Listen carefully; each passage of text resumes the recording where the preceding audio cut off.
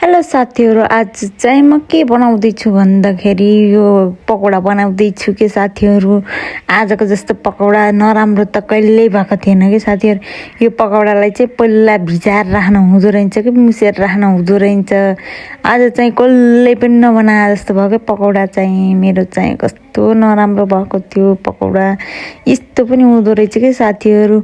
आज चाहिँ कस्तो नराम्रो पकौडा भएको थियो, त्यही पनि खाना त खाइयो। हेर्नु साथीहरू, यस्तो बनेको थियो कि खाना त खाइयो। पकौडा खाइसकेपछि चाहिँ हामी चिया खान पर्यो भनेर मैले चिया बनाउन लागेँ कि साथीहरू। हाम्रो घरमा चाहिँ 2 टाइम चाहिँ चिया चाहिन्छ, जो कि मम्मी बुवालाई पनि चाहिन्छ, मलाई पनि चाहिन्छ कि यो दुध हालेको चिया, कालो चिया चाहिँ खानुहुन्न मम्मी बुवाले नै, अनि मैले पनि खान्न कालो चिया।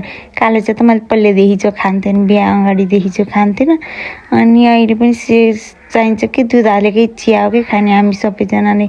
यो चिया भएन भने त के हाम्रो घरमा त सबै छटपट्टिनुहुन्छ कि। अनि चिया चाहिँ चाहिन्छ। 2 कप त खानुहुन्छ दिनको, तर त्यहाँभन्दा धेरै पनि हुन्छ कहिलेकाहीँ चाहिँ साथीहरू। त्यसपछि चाहिँ मैले चिया यसरी बनाएँ, ल्वाङ सुकमेल अनि यता दालचिनीको पात हालेर बनाएँ कि साथीहरू। यस्तरी बनाएको चिया चाहिँ मलाई एकदम मनपर्छ कि साथीहरू। अनि चाहिँ 3टा कपमा राखेर बुवा मम्मीलाई अनि मैले खाएँ साथीहरू। अनि आजको मिनी भ्लग चाहिँ भ्याइयो। बाई बाई साथीहरू।